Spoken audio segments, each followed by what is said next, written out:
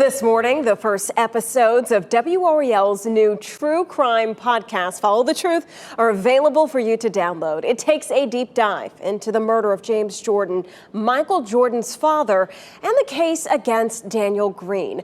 Our own Amanda Lamb reinvestigated the crime and spoke with Green himself, who says he didn't do it. I ask you this question every time we talk because I think sometimes it's the question that's the easiest to not ask. Did you kill James Jordan? No. I know that if this was not Michael Jordan's father, I wouldn't be in prison.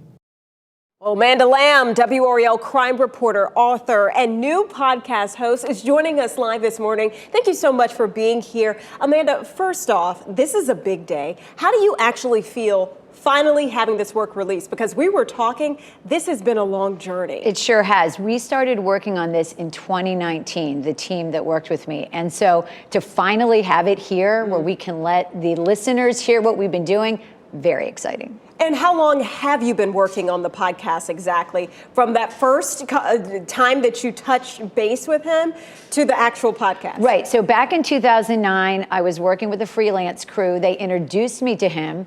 And then WRAL started doing stories on Daniel Green and some of his issues going through the court system.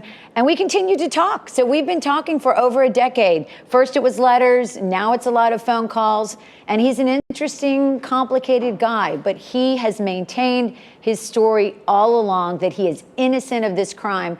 And our team that reinvestigated this believes that this case needs another look at, another review in court. This is so interesting. So tell us something that people are going to hear on this podcast that maybe they've never heard before. Give us a little preview. Yeah, I mean, I think you're going to hear a lot about Daniel Green that you didn't know. He's a very bright guy, self-educated, learned the law in prison. I mean, he went to prison when he was 18 years old.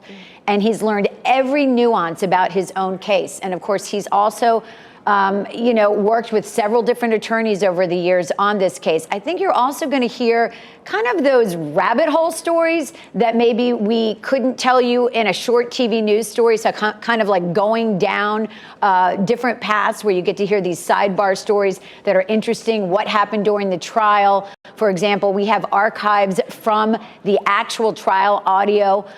We have WRAL reporting back to 1993. I mean, our station has been on this case since the very beginning. So you'll see a lot of reporters that you're familiar with, Gilbert Bays, Deborah Morgan, who covered this back in the day. And of course, I stand on their shoulders because I came in 1994, but I was not assigned to the case originally. So now I'm kind of learning about that from all of them, which has been really exciting. I imagine that's a key part of the reinvestigation. Tell me this, what challenges did you face working on this? Obviously, there's years and years and years of research to go through.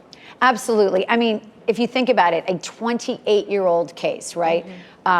People die, witnesses die, people leave the area, people stop wanting to talk about it.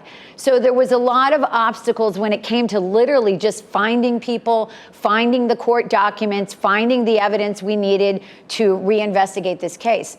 And again, people who have just said, look, I've talked about this before. I don't want to talk about this again. But on the flip side, we have people who said, I've never talked about this. And you know what? I want to talk about it. And some of those people include members of Daniel Green's family. And I've got to tell you, that was probably the most touching thing that I got to do in this podcast was to interview his family. His mother said to me, and I'll never forget, she said, I have been waiting to exhale. I've been waiting for my son to walk through the door for 28 years, and I'm still waiting. Oh my goodness. There's so much to go through in this, but the good news is the first 2 episodes are out right now, and you can check them out. Head over to WRAL.com/followthetruth. Amanda, thank you so much for coming to see us. Thank you.